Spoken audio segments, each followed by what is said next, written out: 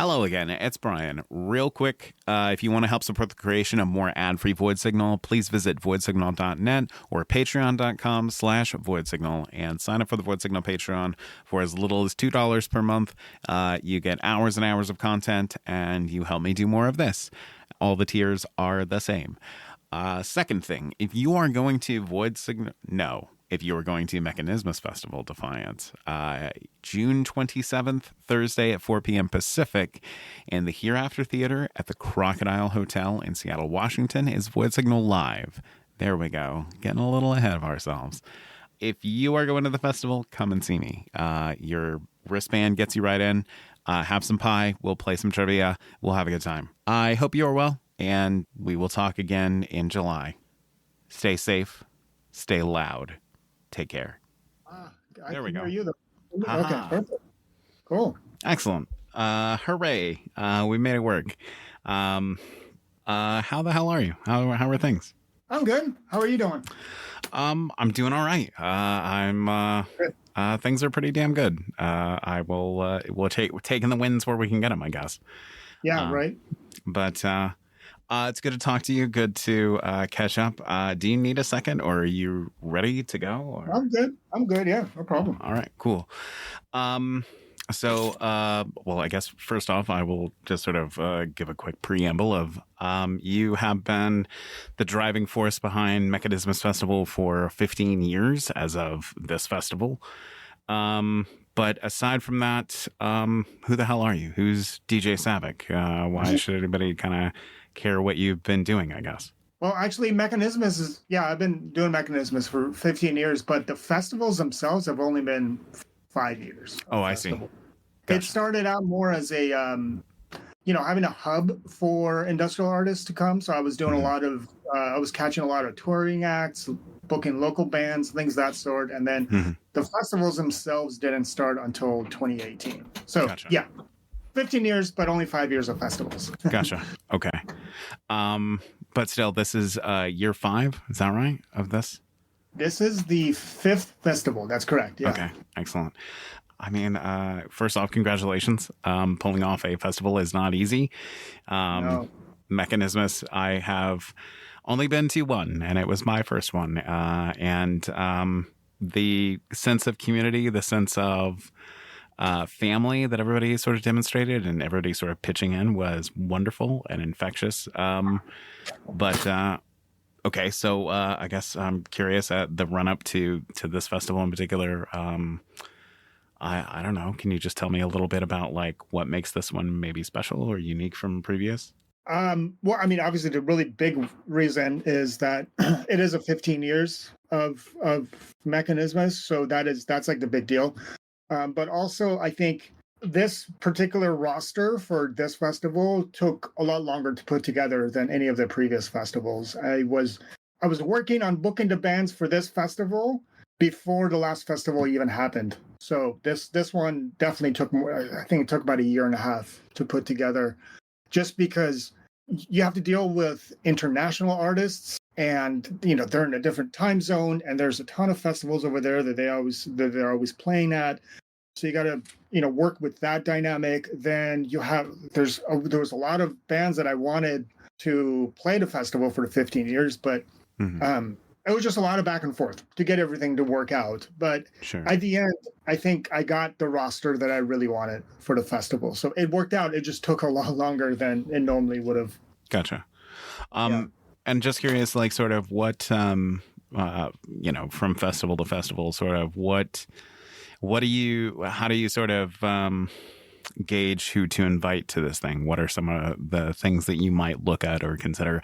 Obviously, it does seem to be that you kind of book your, ones that you really like or really enjoy or have caught your ear. But what are some of the other factors that just go into that? Yeah, honestly, the bands that I personally really like, I mean, yeah, obviously I will book those bands, but in my opinion, when it comes time to pick the roster, those are the lowest priority.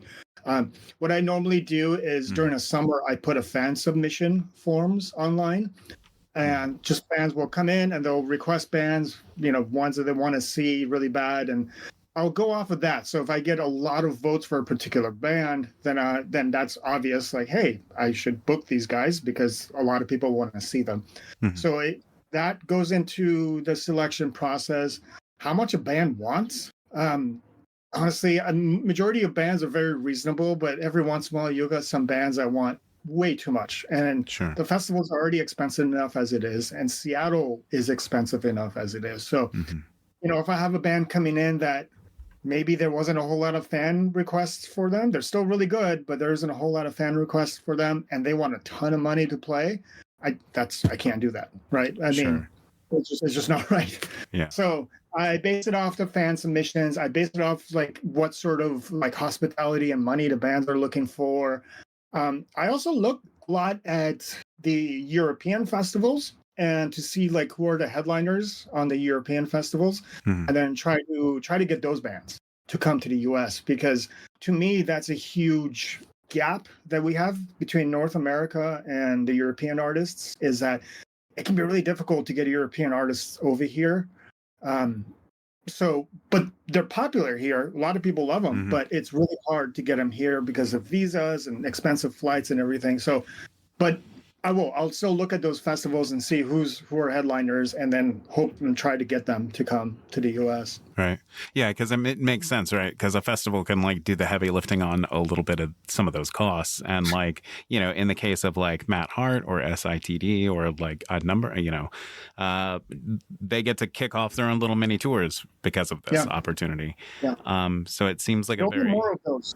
There'll be more of those down the Mhm. line. That's kind of the um, process I want to start really implementing more into the festival, is instead of paying for all the flights and the visas up front, rather than that, then just have the bands do like a little mini US tour, so that way a lot of the costs are kind of covered with the tour, Mhm. and the festival funds have to pay for everything, which is what happened with SITD, and that was Mhm. really helpful. They got a chance to play a lot more shows in the US, and I saved money on having to pay front for all the visas and flights, so it worked out well, and I think that's a good route going forward to getting more of these European acts. Agreed. Does seem like to be a really clever sort of a usage. It seems like it benefits sort of everybody involved. Yeah, And we get to enjoy more the international acts being able to tour and everything. That's good to hear that that's sort of the plan to continue doing that. Are there what kind of considerations go into at least for you in your sort of capacity? You did mention how expensive Seattle can be. And I know that is a huge sort of concern about where the festival takes place. Do you have any ideas as to how you intend to sort of combat that or keep it into consideration going forward? Or how is that weighing on you, I guess? yeah. Seattle's expensive because flights can be expensive to Seattle. We're kind of in far Pacific Northwest corner of the country. Hmm. Uh, the hotels are really expensive. Drinks, food is expensive in Seattle. Just everything. All the prices are really high in Seattle. So the way we've been surviving really is volunteer work. Hmm. Nobody at the festival, myself included, does not get paid at all, not a single dime to Hmm. to make this thing happen. So there's a lot of do-it-yourself style where volunteers will help us drive the bands around.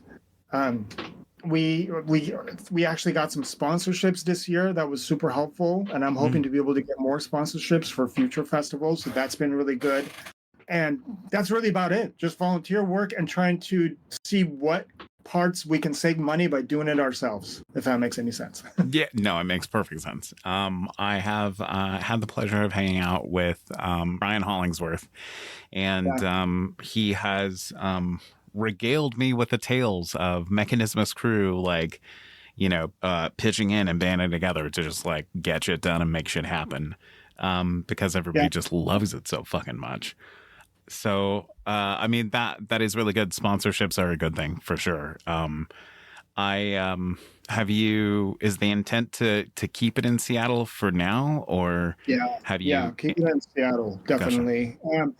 I could take it to another city outside of Seattle, Sure. and the venue would be cheaper. But honestly, it wouldn't be the same experience. Okay. And maybe I'll piss off a lot of people by saying this, but we have a lot of shitty cities around Seattle. I Sure. wouldn't want people to fly all the way to the state and then have to go to Everett or Linwood or some crappy place like that, Sure. right? So I'd rather keep it in Seattle, even though it is more expensive. It Sure. also gives people a chance to make a vacation out of it by visiting Seattle. Mm-hmm. I think that's a lot more attractive than putting it in some middle of nowhere city just to save money. I don't think it's worth it. Okay. Okay. That's Yeah. I appreciate your candid sort of response on that. I mean, at least for me, my experience going to the festival in 2022, it did end up kind of being that, like we went on an underground Seattle tour and, Oh yeah, you did that. wandered Cool. around. It was a blast, and Seattle is beautiful, and the area surrounding the crocodile and everything is really like lovely, and Yeah, it's lots right of by the stuff to water. see. Yeah. Yeah. Yeah, good stuff. Okay, so the one festival and sort of trying to bring more international acts through. What else do you have on your plate as far as Mechanismus and DJ Savak business? What does the future look like for you, I guess, beyond this festival? Few things. I really need to make the festival more sustainable because it takes so much work to put one together. I know festivals obviously by default are not easy to put together, but I shouldn't spend a year and a half to put together a single festival, right? So I need to be more efficient and figure out better ways of doing this. And because a lot of times it takes up my whole life. I work in a day, then I come home, and then I have to spend hours working on festival related stuff, and then there goes my whole day. I want to be able to do the festivals and still be able to live my life. And with this festival, I haven't really been able to do that. I've had to cut a lot of things out just to make this festival work. So I want to make sure that it's going to be sustainable moving forward. Otherwise, it's just really going to burn me out, and then I'm not going to want to do it anymore. Sure. I also want to keep the festival to be more about bringing international artists, because that's a unique identity to Mechanismus, is bringing a lot of these European artists that typically maybe are not going to come to a festival and play in the US, right? I don't want to be like Cold Waves 2.0 in Seattle, right? Cold Waves got a great thing going, and they have very awesome artists that they book, and I don't want to be like the other Cold Waves that's booking the same bands that like Jason's booking for Cold Waves, right? So I want to kind of differentiate it by focusing on more of the electro-industrial acts that are in Europe, South America, just outside of the country. Yeah, that does make sense, and I do appreciate that about Mechanismus, is that the lineup for this is a lot more in my flavor. Like, I went to Dark Forest Fest. I had a great time. Some great bands on that lineup, but I mean, overall, I'm not like a dark wave gothy kind of a guy. Like, I'm more into like the noisy, electronic-y, clingy kind of shit. So, me as well. I'll probably piss off more people, but I hate goth. I really do. I can't stand that shit. So that's why I really try to keep it as industrial as I can for the festivals, because I'm biased. I mean, that's fair. I mean, like you said, like there are other festivals who are sort of filling that gap, right? Like Mechanismus is sort of unique in that it is an industrial festival. Looking at the lineup is industrial bands. So, I mean, that's the thing that I appreciate about it, is that, like, we do have a West Coast industrial sort of a festival we can get to. So yeah, thank you for that. 2022 was a chance to see Health and catch a drumstick and like see a million great bands and tons of great European acts that like I didn't, ESA was fantastic at 2022 Mechanismus, and Angels in Agony, and just incredible bands that I wouldn't have had the opportunity any other way. So thank you for that. And I'm sure I speak for a lot of people when I say that, because it gives us all the chance to sort of appreciate these things. That's great. It's I mean, you said it better than anyone else. So yeah. Okay. But with respect to sort of other festivals, do you find yourself kind of looking around and sort of I don't know, just sort of comparison is the thief of joy, but like, do you sort of look around and sort of try and take note, or like, what are your thoughts when you sort of see the other festivals happening and like their lineups and stuff? Do you feel sort of what goes through you then? Oh no, I definitely look at the lineups, and I Hmm. do take notes on what's working and what's not working. A lot of times, I'll ask people who went to any particular festival like what they thought about it, and what was really good, and maybe what didn't work out so well. Hmm. Um, just for my own education, not to be like, oh yeah, well they suck, they screwed up. I never do that. No, not about that, but more about like, if say there was something that went wrong at a festival, I usually actually like to know about that, because that's an opportunity for me to avoid having that same thing happen, right? Sure. So yeah, I do pay attention, and then trying to see like, hey, how much are other festivals charging for tickets, or how much are they charging for shirts? What kind of bands are they booking? Hmm. Yeah, all of that Gotcha. for sure. Okay. Yeah, I mean, we do have really good festivals in the U.S., so Yeah. we're pretty lucky in that respect.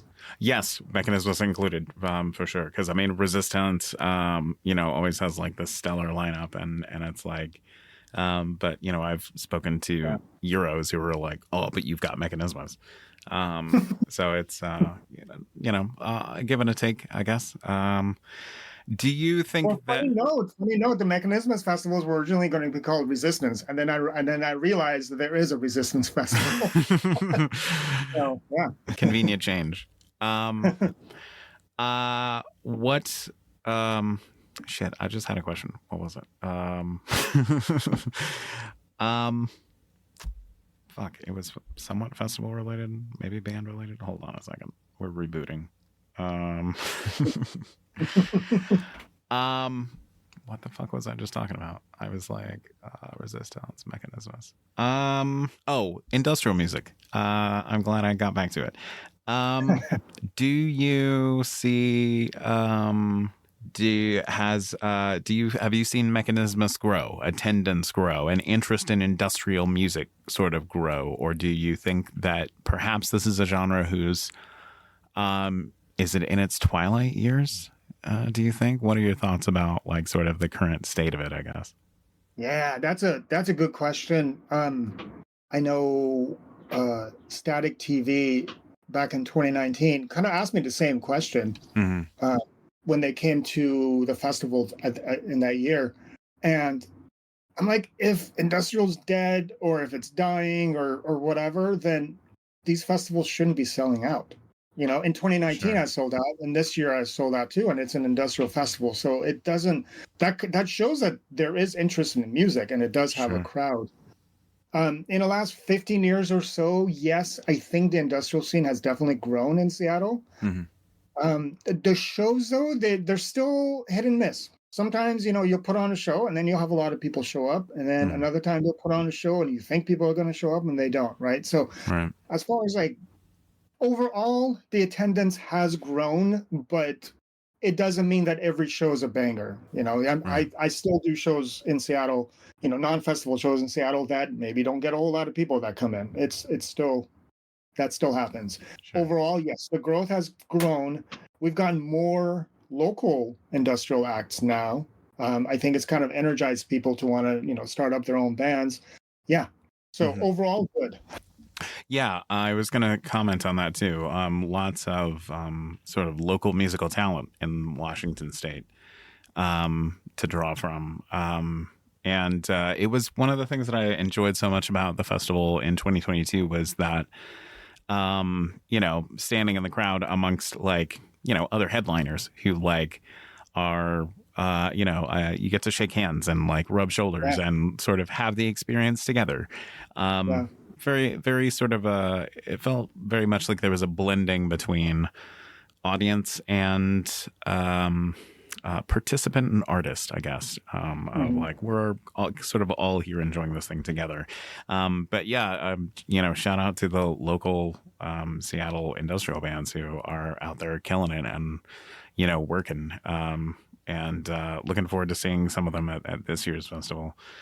With that said, me personally, I do think it's sort of growing and has potential to grow if it's, I think it's sort of filtering into the right kind of channels of like, hey, this is like an underground kind of thing. And it's a, Yeah. it's a place for it. This is a music genre where a lot of neurodivergents arrive. And so I think that there's a sort of, there's a lot to be gained from that as people find it, I guess, of like a place of acceptance kind of a thing. Maybe that's a little hopeful. I don't know.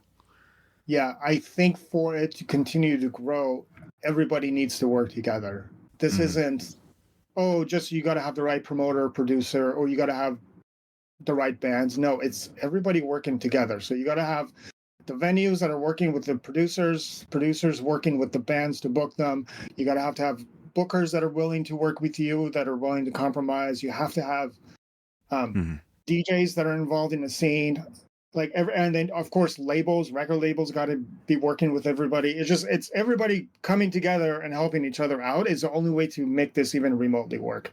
I've seen a lot of nights fall apart, or I've heard a lot about like particular cities and their scenes falling apart because people just don't work together.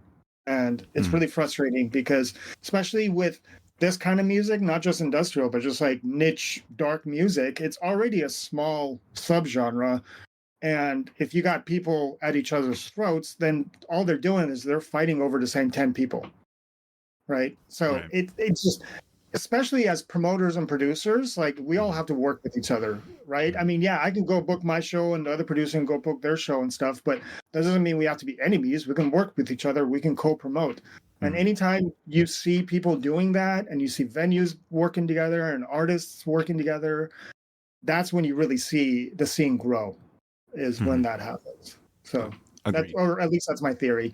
Yeah, I do tend to agree with you as somebody who has, I have gotten sort of inadvertently caught up into sort of I hate to use the term scene politics, but you know, that is a thing that I've found myself caught up into, and it is sort of a, like you said, it's we're fighting over the same sort of set of people. These are the same same people that are going to frequent both things if you give them the chance. Options are good. But I do agree with you. I think everybody sort of chipping in together of like, hey, we're all in this together. We all like this weird shit together. Let's be as peaceful about it and enjoy it together as we can. Do you have thoughts about, like, is that a thing that you have strived to implement in your own city? And if so, like, what steps have you taken? Like, what have you found to be successful? Not for the whole 15 years. When I first started, I was pretty aggressive and I didn't really work with many people. For the first, I don't know, 2 or 3 years, it was really like, I wasn't like directly trying to compete with anybody, but I also didn't really try to co-promote as much. I was kind of just heads down trying to do what I'm doing. And that was obviously a mistake. I think once I kind of opened my eyes a little bit, I realized like the only way to make this thing grow is you got to work with people. And so that was kind of a reckoning that came about.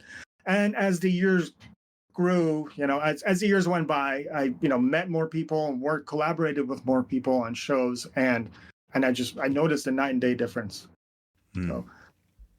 Gotcha. Of just being willing to like extend the olive branch and shake a hand and, Gotcha. Yeah. If you have like if you're doing a show and there's a competing show going on, like talk to the promoter and maybe you two can co-promote together and then both the nights will grow, so that's important. Yeah, sure. That's a good idea. Okay. So aside from Mechanismus Festival and industrial music scene, what do you have going on in your life right now that that you're excited about? Like, what's something that you're enjoying recently that is, movie, TV show, book, video game, whatever, just what's something that like, as soon as you wake up, you're excited about? It's funny. Actually, I haven't been enjoying too much lately, just because it's been really stressful these last few weeks of, because the festival is right around the corner. Yes. So I haven't actually been going anywhere or doing anything fun. But, at the end of the night, one of my favorite ways to end the night is to watch Shudder. because I'm a huge horror film fan, and Shudder, for those that don't know, is a streaming service that specializes in just horror films, Hmm. and they have really good films. If you're into horror, you should always check out Shudder. I do have But to. yeah, that's been keeping me alive. Yeah, I just yeah, I figured you were pretty busy with like festival stuff and like Yeah. being under pressure. But just to echo your sentiments, really quick, yeah, Shudder is great. As somebody who is a fan of horror films, like they've got a lot of good options and fun things to watch, like things that as a horror fan, I feel like, oh, this is a thing that was like sort of crafted with me, and I am the intended audience for this sort of a thing. Yeah, they don't put, in my opinion, they do a good job on the curation. Like they don't put Hmm. just any crappy horror film on there. They do have like standards on what they put on. Hmm. And they also don't put on a bunch of like Hollywood crap, which I don't like. So the stuff Yes. they put on is really good. Yeah, yeah, and I like a lot of their sort of in-house produced or distributed stuff. Like, Oh yeah, those are some of the best. yeah, Late Night with the Devil was really great to watch. Yeah, there you go. That's what's been bringing me joy lately. Yeah. That film. Yeah, that was really It good. was like that. Yeah. Okay, good answer, good response. I'll take that. Yeah, likewise. Yeah, Shudder is great. I do like the curation on it, and I've ended up stumbling over like so many like just good, fun horror movies that I feel like I would have missed somewhere else. And God knows, like the horror section on Amazon is just like the most bottom of the barrel garbage. Yeah. Like, yeah, we're films made with like $20 budgets. Yeah. yes. It's They're so so consistently awful. Like even drunk, I can't watch them. yeah, I was like, I've browsed the section a bunch and watched a lot of garbage, and I'm like, man, this just gets fucking no better at all. But Shudder, I've not had that experience. A lot of the times, I'm like, oh, I took a chance on this thing, and holy shit, was it good? Yeah, at worst, it's been like an okay film. At worst, yes, like that's agree. I watched what was that movie? The Devils. Did you see that? It was like the band for like X amount of years, 30 years, 40 years or whatever, since like the 60s. I don't know. Anyway, it was fucking crazy, and it was on Shudder. And it was on Shudder. Yeah, Devils. Yeah. The Devils. The Devils.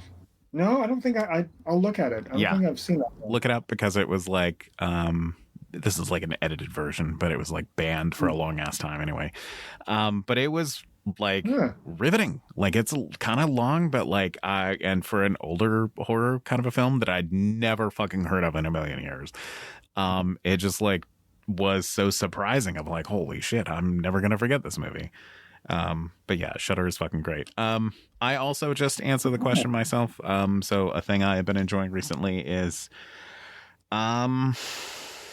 not to get too cheesy and emotional and goopy and everything, but I've been enjoying doing fucking Void Signal and getting to record my podcast and like have work on behind the scenes creative things that are like coming down the road of like more than just a music podcast, of like making fun content and stuff, and getting ready to do Void Signal live at Mechanismus, which again, not to put you on the spot, but thank you so much.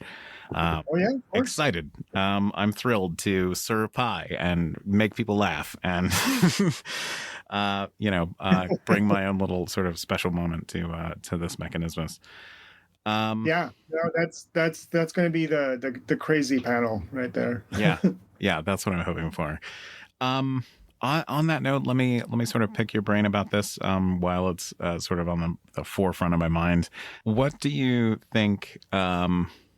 What do you think the goal or the benefit of panels are in relation to not just Mechanismus, but we'll just say sort of music festivals at large? Because like I don't know about Resistance, but I know Dark Force Fest has like panels and stuff. What do you think of them as far as like their sort of value? I think so. Yeah, Dark Force Fest is very heavy on the panels, which is great. When I went there a few years ago, it was awesome to have that option to have a lot of panels. I think panels bring a good dimension to the festival. It's not just you go and watch a bunch of bands. It's like maybe you go and you get a chance to talk to your band, ask them questions at a panel, or maybe talk to the label that puts out stuff for your band. Talk to them. Like it kind of breaks that barrier, and I think gives the audience a chance to engage with their artists in I guess in a bit more of an intimate way, where they can actually sit somewhere and ask them questions and just be face to face to them. Sure. So yeah, I think panels do bring something. Typically for Mechanismus, the panels have been not. We've had maybe about 20 or so people attend the panels, but I'm hoping this year it'll grow more. Mm-hmm. Yeah, I really enjoy the panels that I managed to catch last year. I'm excited about them this year, honestly. I'm excited to catch Donna right after me on Thursday, and also the Metropolis Records panel I'm interested in, and the Women of Industrial panel. I like panels. Like I have that academic background, so like when I went to Dark Force, I was like, oh, a panel, cool, like a thing I understand of like sort of a symposium kind of a setting of like. So I'm a fan of no two panels are ever the same, right? I mean, right. Because they're just improv, or I think improv, right? It's nothing scripted. Yeah, it's cool. Yeah, I agree with you, and I think that's the biggest benefit of it is that it's a discourse, right? It's like we get to be in a room together and we get to talk and grow and learn and sort of experience each other and sort of exchange ideas and thoughts. I feel like there's a lot to be gained from that overall. So I mean, I'm in favor of more of it. Yeah. I hope it picks up more at other festivals too. Mm-hmm. I hope more panels happening all around. Yes, I agree. I hope so as well. Okay. Well, I don't want to keep you too long, but, so we will go ahead and wrap it up. Keep this one kind of short and sweet. Awesome. Yeah. Thank you so much for your time, for making this work and having a chat about the festival and everything. I will let you enjoy the rest of your evening, and I will see you in... I will see you in less than 2 weeks. Yeah, like very fucking soon. Days, something like that. All right. I'll talk to you then, man. All right, take care.